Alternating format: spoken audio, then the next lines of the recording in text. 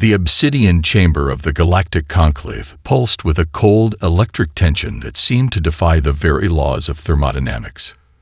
Massive crystalline structures lined the walls, each one a living data repository representing millennia of interstellar civilization. Ambassador Elena Rodriguez stood alone at the chamber's central platform, a solitary human figure dwarfed by the alien magnificence surrounding her.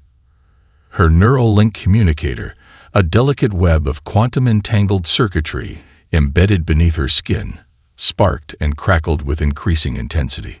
The device was more than a communication tool. It was a testament to humanity's rapid technological evolution, a bridge between biological limitation and computational potential. Sweat beaded on her forehead, not from fear, but from the immense concentration required to maintain her composure. Behind her, a holographic representation of Earth rotated slowly, looking impossibly fragile against the backdrop of the chamber's dark energy matrices. The planet appeared as a small blue-green marble, vulnerable, yet somehow defiant. Elena knew that this single rotation could be Earth's final moment of existence. The Galactic Conclave had convened for one purpose: to determine whether humanity represented a species worthy of continued existence or a potential galactic threat that needed to be permanently eliminated. The alien delegates surrounding her were not a uniform group. They represented civilizations so ancient and diverse that human comprehension struggled to grasp their complexity. To her left, the crystalline collective of Vornax, beings of pure energy and computational logic, their translucent forms shifting like living prisms. To her right, the biosynthetic communion of Zelhari, a hybrid race that blended organic consciousness with mechanical precision. At the chamber's apex, the quantum arbiters, entities so advanced they existed simultaneously across multiple dimensional planes. Elena's history file hovered in fractalized data streams around her body. Years of human exploration, conflict, and unexpected achievements were laid bare for cosmic judgment. The file told a story of a species that had gone from primitive tool use to interstellar communication in a cosmically brief moment. Each incident, each technological leap, each diplomatic encounter was a potential argument for or against humanity's survival. The chamber's atmospheric regulators hummed, a sound that seemed to Elena like a collective intake of breath. She knew the statistics. 97% of spacefaring civilizations encountered by the Galactic Conclave had been summarily eliminated within their first 500 years of potential interstellar contact. Humanity had not just survived.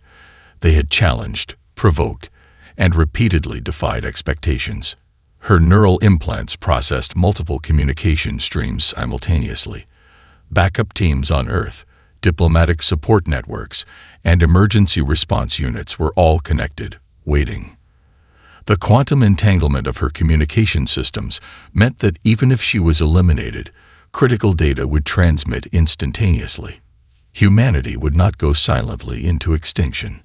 Ambassador Rodriguez of Earth, the voice of Vorax, the primary arbiter, resonated through the chamber without using any traditional sound waves.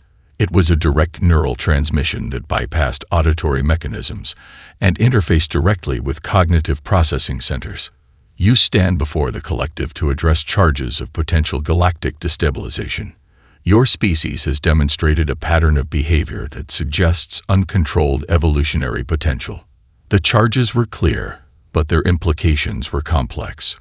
Uncontrolled evolutionary potential was a diplomatic euphemism for something far more terrifying to the established galactic civilizations, an unpredictable species that could potentially reshape existing power structures. Elena's fingers, embedded with microscopic quantum processors, twitched involuntarily. Her entire body was a living technological marvel, a bridge between human biological adaptation and computational enhancement. Years of diplomatic training, psychological conditioning, and technological augmentation had prepared her for this moment. The holographic Earth continued its slow rotation behind her. Billions of lives hung in the balance. Entire ecosystems, cultures, generations of human potential, all compressed into this singular moment of cosmic judgment. Elena Rodriguez was more than just a diplomat. She was humanity's living argument for continued existence. And the trial was about to begin. The chamber's holographic projectors erupted with a cacophony of visual data. Humanity's most controversial moments laid bare in excruciating detail. Each image was a weapon, each recording a potential indictment of an entire species' audacity. The first sequence captured the infamous Zorn collective invasion of 2089, a moment that had become legendary across multiple galactic sectors. High-resolution footage showed a single human research outpost on Titan, Saturn's largest moon. The Zorn warships, massive crystalline vessels that could vaporize entire planetary systems, hung in space like predatory insects, their weapon systems charged and ready to obliterate the tiny human settlement. What happened next defied every known principle of interstellar conflict.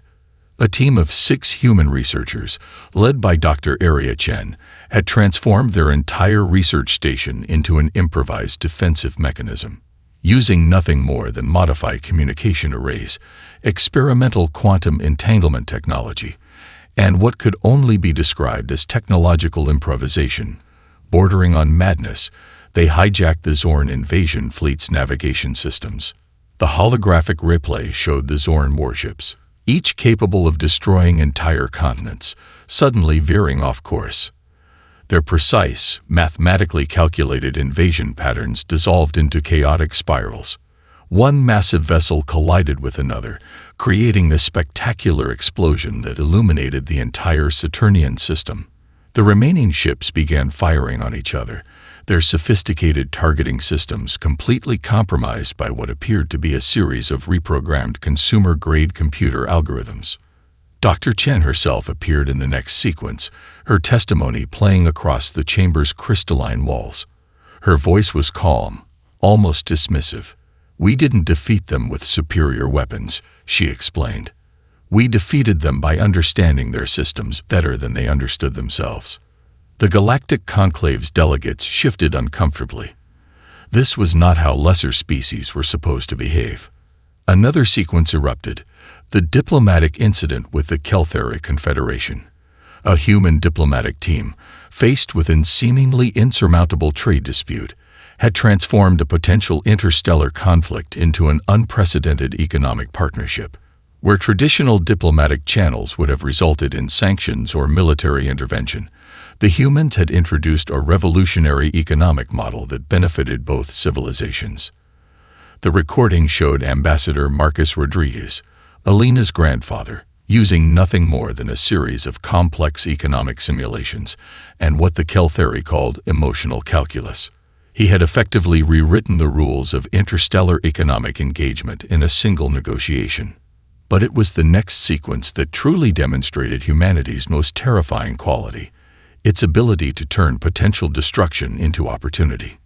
In 2095, when the first confirmed extrasolar pandemic threatened to decimate multiple alien civilizations, it was a group of human medical researchers who developed a universal prophylactic treatment.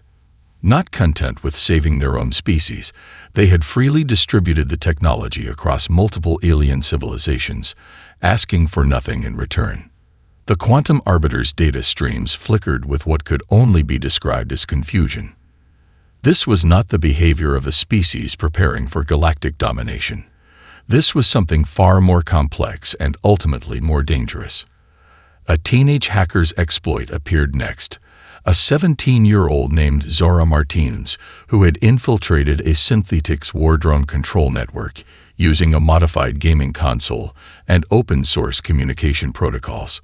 What should have been a potential act of terrorism became a demonstration of systematic vulnerabilities in what was considered the most secure technological network in 3 galactic sectors. Each moment was a challenge to the established order. Humanity didn't just adapt, they transformed the very parameters of adaptation. The most disturbing element was the unpredictability.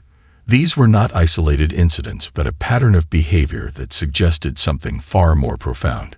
Humanity approached challenges not as a single unified entity, but as a complex, dynamically shifting system of problem solvers.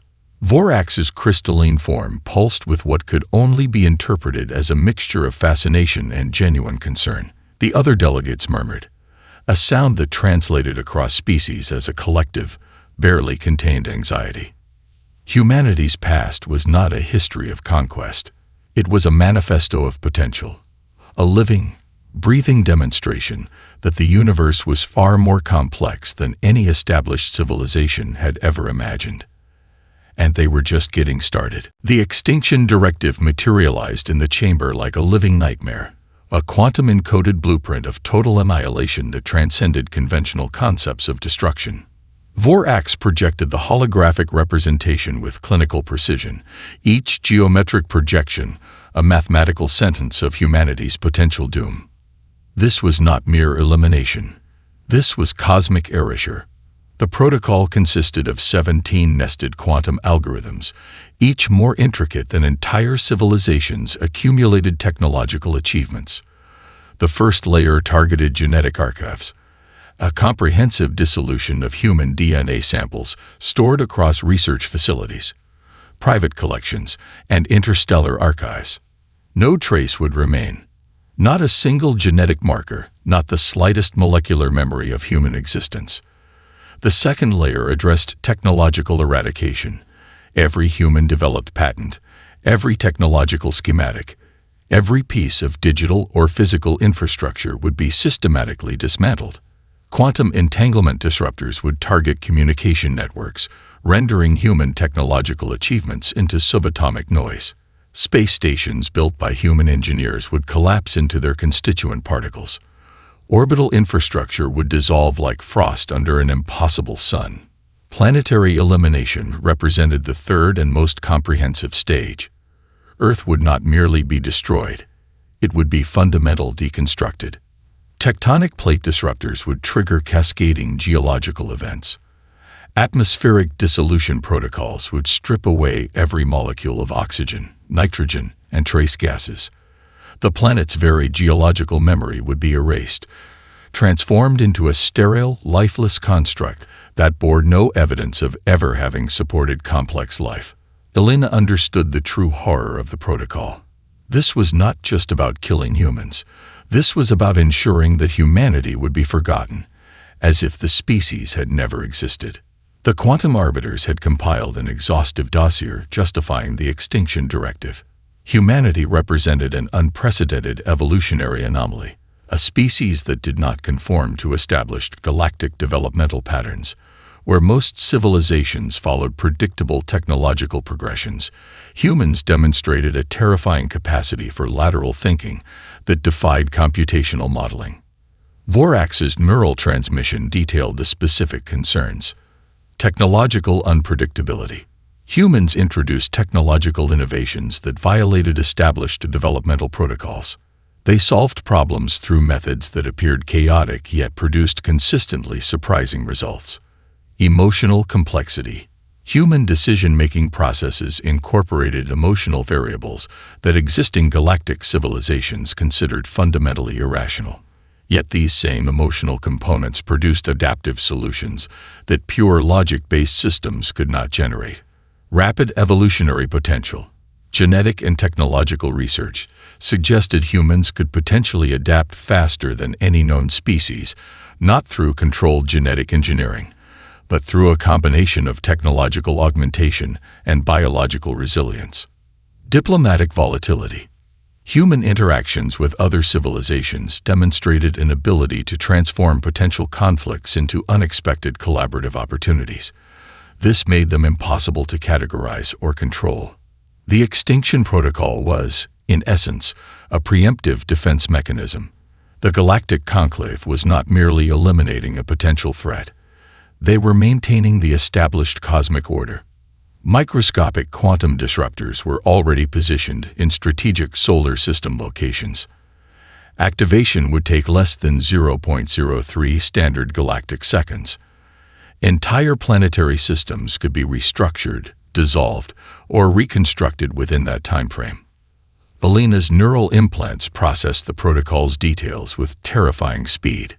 She recognized the mathematical precision, the clinical detachment. Each algorithm was a death sentence, not just for individuals, but for an entire species' potential. The most chilling aspect was the protocol's flexibility. Depending on the conclave's final deliberation, humanity could experience anything from complete genetic dissolution to a more merciful memory wipe, where every human would be systematically stripped of cultural and technological memory, reduced to a pre-industrial state of existence. Vorax's crystalline form pulsed with what could only be interpreted as clinical anticipation. The other delegates represented civilizations that had used similar protocols hundreds of times. Entire species had been removed from cosmic memory, with less documentation than was currently being presented against humanity. Elena Rodriguez stood at the center of this technological execution chamber. Behind her, the holographic Earth continued its slow, innocent rotation, completely unaware that its entire existence was being calculated, measured, and potentially terminated. The trial had moved beyond judgment. This was pure cosmic accounting, and humanity's ledger was about to be settled.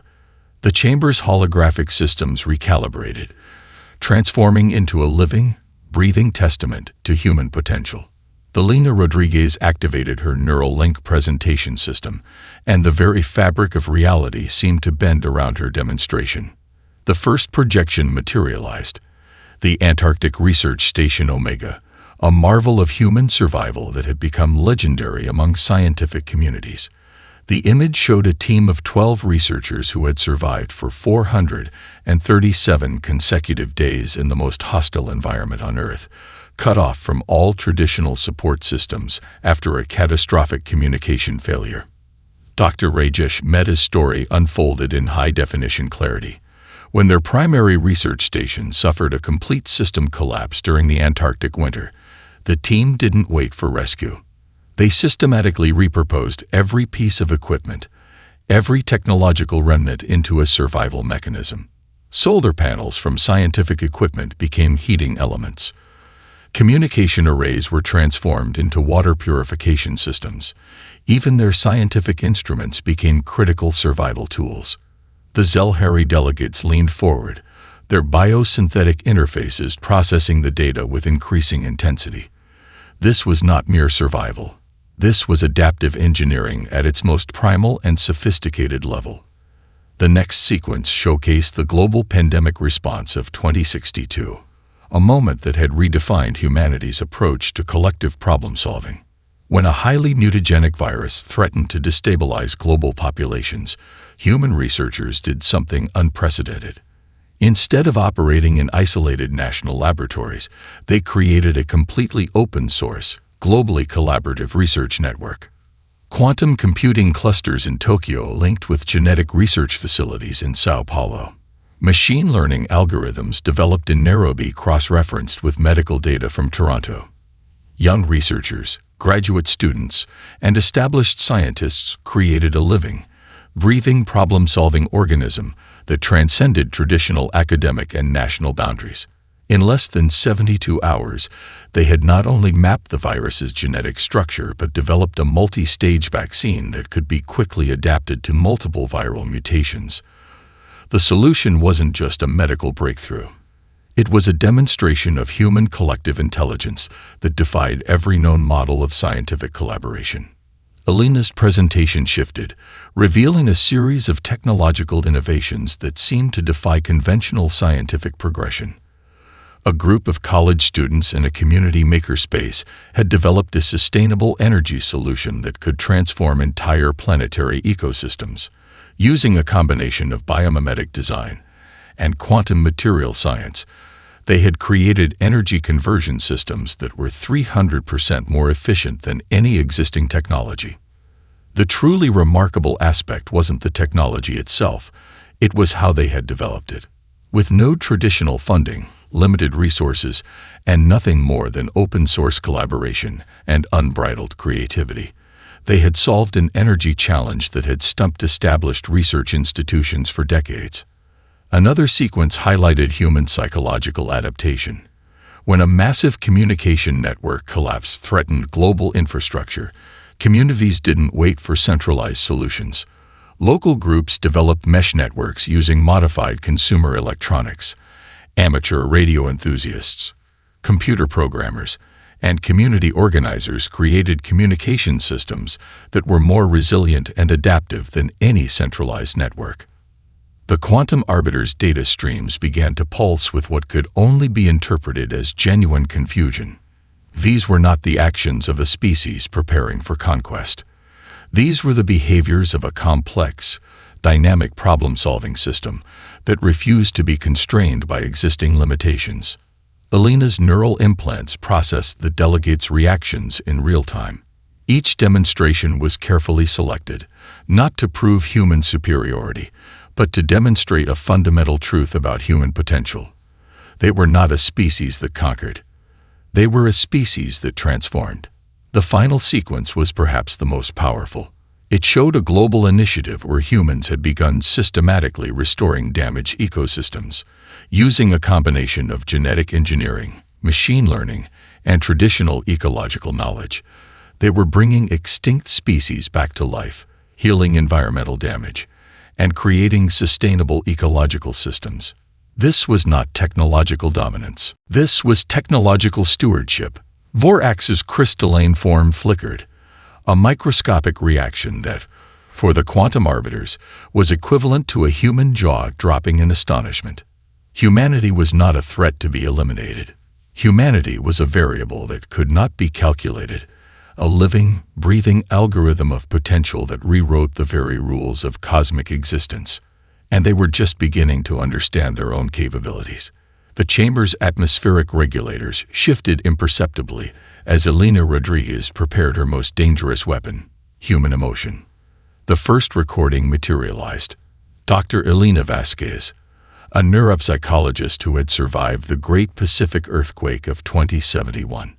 The holographic display showed her standing amid total devastation, her research facility reduced to rubble, her entire life's work seemingly destroyed. Instead of breaking, she had done something extraordinary. Within hours of the catastrophic event, Vasquez had organized a psychological support network that transformed a moment of total destruction into a collective healing mechanism. Using nothing more than a damaged satellite phone and a network of personal connections, she created a real-time trauma response system that became a global model for psychological resilience. The recording captured her speaking to a group of survivors, her voice steady despite the chaos surrounding her. "We are not defined by what happens to us," she said, "but by how we choose to respond." The next sequence portrayed the Mars colony incident of 2089, a moment that had become legendary in human psychological adaptation. When the first permanent Mars settlement lost all traditional communication and supply lines, the 127 colonists didn't panic. Instead, they transformed their potentially fatal isolation into a comprehensive survival strategy. Each colonist became a multidisciplinary problem solver. Engineers became medical technicians. Scientists became agricultural specialists. They'd rationed resources with mathematical precision, but distributed them with a deeply human sense of collective care. Communication logs revealed something the alien delegates found incomprehensible, a level of emotional intelligence that transformed potential conflict into collaborative survival. A young colonist named Marcus Chen was particularly compelling.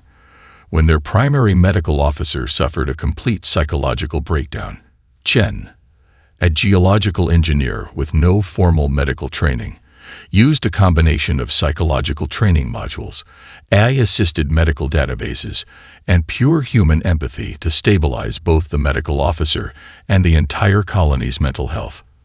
The psychological recordings shifted, revealing the global phenomenon that defied every computational model of human behavior.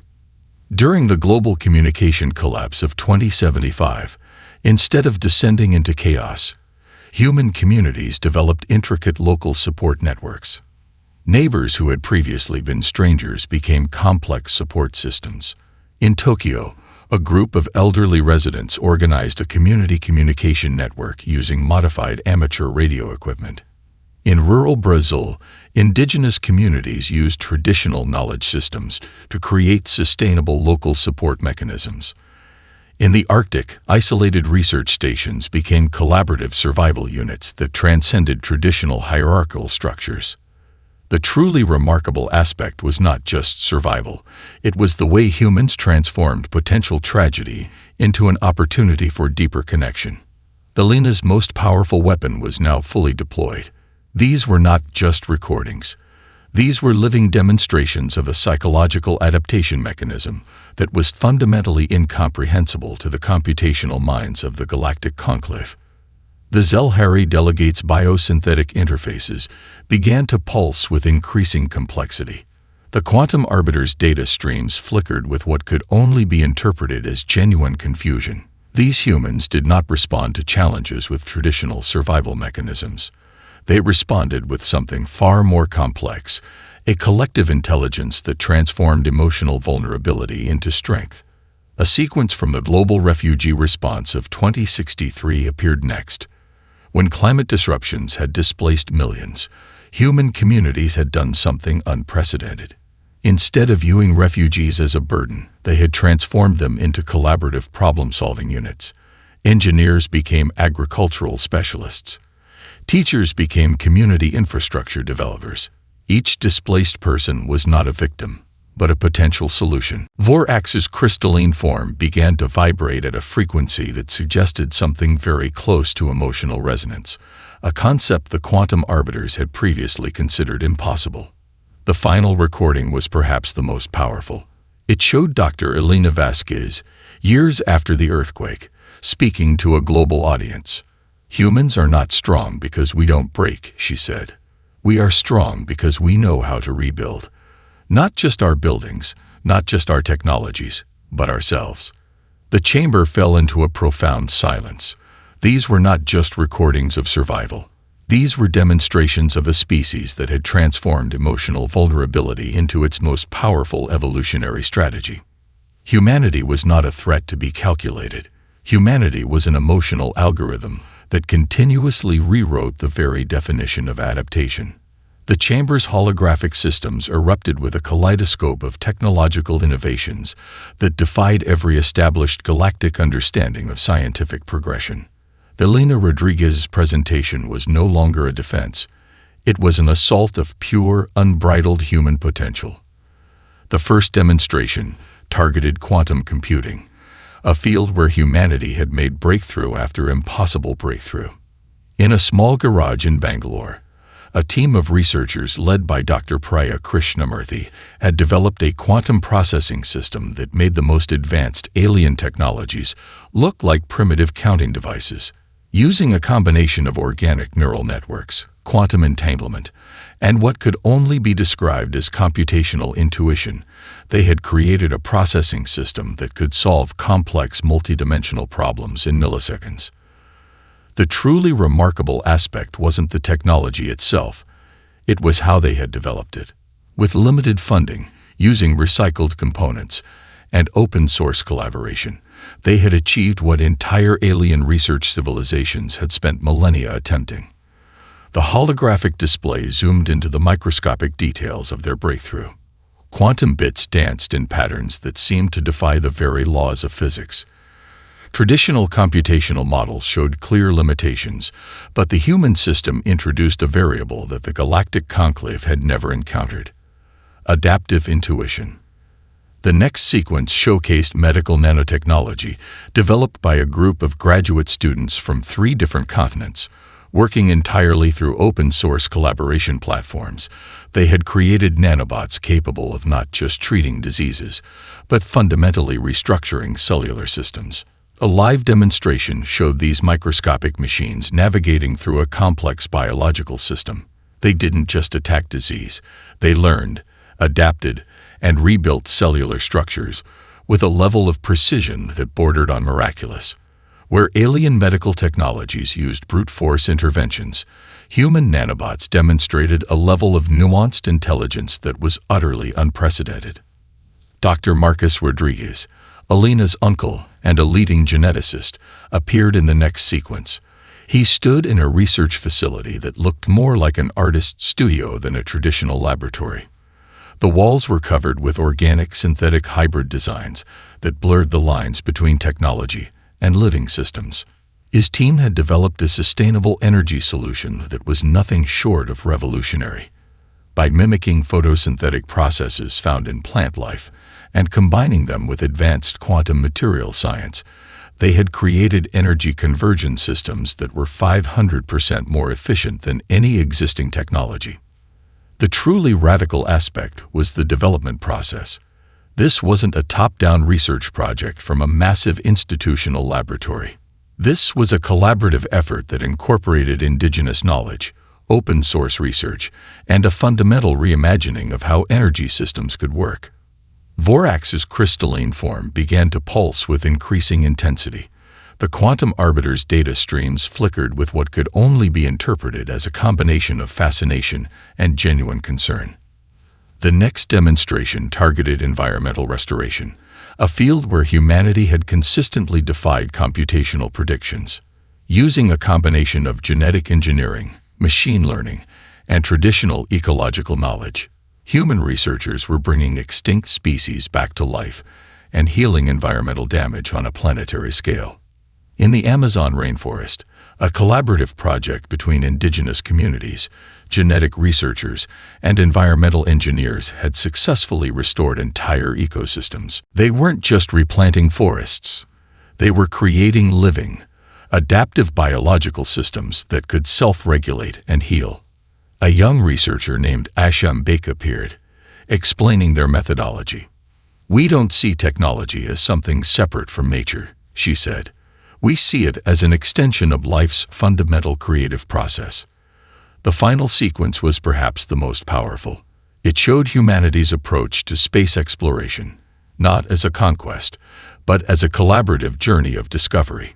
Unlike alien civilizations that saw space as a territory to be claimed, humans approached it as a complex, living system to be understood and respected.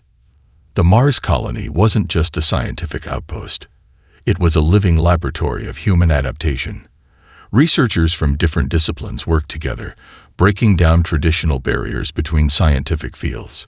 An archaeologist might work alongside a quantum physicist, a geneticist collaborate with an artist, creating a holistic approach to understanding the universe that defied every traditional scientific model. Vorax's neural transmission captured the fundamental challenge humanity presented. They were not a species that conquered. They were a species that transformed. The technological demonstrations were more than just innovations. They were a living, breathing manifesto of human potential, a declaration that the universe was far more complex and beautiful than any established civilization had ever imagined. And they were just getting started. The moment Elena Rodriguez's composure shattered, the entire chamber transformed. It was not a breakdown. It was a calculated psychological demolition. Tears formed in her eyes, not from weakness, but from a profound, overwhelming connection to something far greater than the clinical judgment surrounding her. Her neural implants captured every microscopic shift in the chamber's atmospheric composition, every subtle change in the alien delegate's quantum energy signatures. "You don't understand," she began, her voice a complex harmonic that seemed to bypass traditional audio reception and interface directly with cognitive processing centers. "Humanity is not a species to be categorized. We are a living, breathing algorithm of potential." The tears were a weapon more sophisticated than any technological innovation previously demonstrated. Each droplet contained a microscopic quantum transmitter, broadcasting layers of emotional and statistical data that the alien delegate systems struggled to process. Her mind opened like a hyperdimensional flower. Years of diplomatic training, psychological conditioning, and technological augmentation converged into a singular moment of pure, unbridled communication. Memories flooded the chamber. Not just her memories, but collective human experiences transmitted through her neural network. A mother saving her child during the Jakarta tsunami of 2054. A team of researchers sharing their last breaths while completing a critical medical research project in an isolated Antarctic station. Indigenous communities preserving thousands of years of ecological knowledge against technological erasure. Each memory was a multidimensional data stream that defied traditional computational analysis. The Zelhari delegate's biosynthetic interfaces began to pulse with increasing complexity. The quantum arbiter's data streams flickered between confusion and something remarkably close to emotional resonance. Elena's narrative became a living, breathing demonstration of human complexity. She wasn't just speaking, she was creating a living communication mechanism that transformed emotional vulnerability into the most sophisticated intelligence the galaxy had ever witnessed. "We are not defined by our technologies," she said, her voice breaking and reforming like a quantum wave function. "We are defined by our capacity to care, to transform, to see potential where others see limitation." The chamber's atmospheric regulators began to malfunction, responding to the unprecedented emotional energy being generated. Quantum entanglement matrices that had remained stable for millennia started to vibrate with unprecedented complexity. She spoke of humanity's greatest moments, not of conquest, but of connection. The global medical collaboration that had stopped the pandemic of 2062. The collective environmental restoration projects that had begun healing planetary ecosystems. The refugee support networks that transformed human displacement into a collaborative problem-solving mechanism. Each narrative was a precision-guided emotional missile, targeting the very foundational understanding of intelligence that the Galactic Conclave had operated under for millennia. Vorax's crystalline form began to resonate at a frequency that suggested something very close to emotional comprehension, a concept the quantum arbiters had previously considered impossible. The truly radical aspect of her presentation was its fundamental approach. Where previous demonstrations had shown human technological potential, this was a pure display of human emotional intelligence. She wasn't just defending humanity, she was redefining the very concept of intelligence. "We are not a threat," Elena said, her voice now a complex quantum transmission that seemed to bypass traditional communication barriers. "We are an invitation to understand that intelligence is not about calculation. It's about connection." The memories continued to flow. A young engineer developing sustainable technology in a refugee camp. A group of children creating a communication network during a global communication collapse. Scientists from different disciplines collaborating to solve seemingly impossible challenges. Each narrative was a living demonstration of a species that refused to be constrained by existing limitations. The chamber itself seemed to be responding to her transmission. Quantum matrices that had remained stable for millennia began to shift and reconfigure. The very fabric of reality seemed to be listening, processing, understanding. Vorax's neural transmission captured the fundamental challenge humanity presented. They were not a species to be categorized. They were a living, breathing manifestation of potential, an emotional algorithm that continuously rewrote the very definition of intelligence. Elena Rodriguez stood at the center of this cosmic judgment, no longer just a diplomat. She was a living demonstration of humanity's most powerful capability. The ability to transform vulnerability into strength, limitation into potential. And in that moment, the entire Galactic Conclave understood that humanity was not a species to be eliminated. They were a force to be understood. Silence descended upon the Galactic Conclave chamber, a silence so profound it seemed to exist beyond the conventional boundaries of sound and perception. Vorax's crystalline form pulsed with an energy that defied every established protocol of the quantum arbiters. The neural matrices that had governed galactic judgment for millennia were experiencing something unprecedented: recalibration. The voting mechanism began, not through traditional computational processes, but through a quantum resonance that seemed to draw directly from the emotional transmission Elena Rodriguez had unleashed.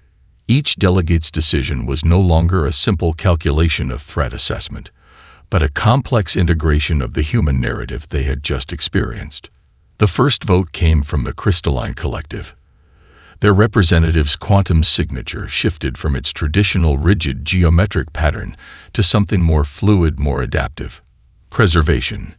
The delegate transmitted, a single word that carried the weight of cosmic recognition. The biosynthetic communion of Zelhari was next. Their biocomputational interfaces had been fundamentally transformed by Alina's presentation. Where they had previously seen humanity as a potential viral threat, they now recognized a symbiotic potential. Their vote was unanimous. Collaborative potential recognized. The quantum arbiters took the longest. Their decision-making process was typically measured in microscopic temporal units that would render human comprehension impossible. But now, they seemed to be wrestling with something beyond their traditional computational models. A holographic representation of humanity's potential began to materialize, not as a threat assessment, but as a living, breathing possibility map. It showed not just what humanity was, but what they could become. Potential evolutionary paths, technological innovations, and collaborative frameworks that extended far beyond current galactic understanding. Alina Rodriguez remained still, her neural implants continuing to process the complex emotional and computational energies surrounding her. She understood that this was more than a judgment. This was a fundamental reshaping of cosmic understanding. The provisional membership offered to humanity was unlike any previous galactic classification. It was not a simple diplomatic status, but a recognition of a fundamentally different approach to existence. Humanity would not be controlled or contained. They would be invited to participate, to collaborate, to transform. The final vote came with a transmission that would be recorded in galactic archives for millennia to come. Humanity was not just preserved. They were recognized as a potentially key evolutionary mechanism for the entire galactic community. Specific provisions of the membership were unprecedented. Complete technological knowledge exchange, with the unique caveat that human researchers would be given unprecedented access and collaborative opportunities. A protected status that acknowledged humanity's unique approach to problem-solving, rather than attempting to constrain or control their potential. An invitation to participate in galactic research, diplomatic, and exploratory initiatives, not as a junior member, but as a potentially transformative force. The Chamber's atmospheric regulators began to stabilize, but something fundamental had changed. The very fabric of galactic governance had been reimagined. Alina's neural implants captured every microscopic detail of the moment. This was not just a victory for humanity. This was a fundamental expansion of what intelligent life could mean. Vorax's final transmission was a quantum-encoded message that would be studied for generations. Humanity represents not a threat to be eliminated, but a potential to be understood. Their capacity for emotional intelligence, technological innovation, and collective adaptation challenges our fundamental understanding of existence. As the diplomatic protocols were finalized, Alina Rodriguez understood the true magnitude of what had occurred. This was not just about saving humanity. This was about introducing a new concept of intelligence to the galaxy. The holographic representation of Earth continued its slow rotation, now bathed in a different light, no longer a potential target of elimination, but a beacon of possibility. In the final moments of the judgment, something extraordinary happened. The delegates didn't just vote to preserve humanity. They voted to learn from humanity. The cosmic trial was over, but humanity's real journey was just beginning. And the galaxy would never be the same.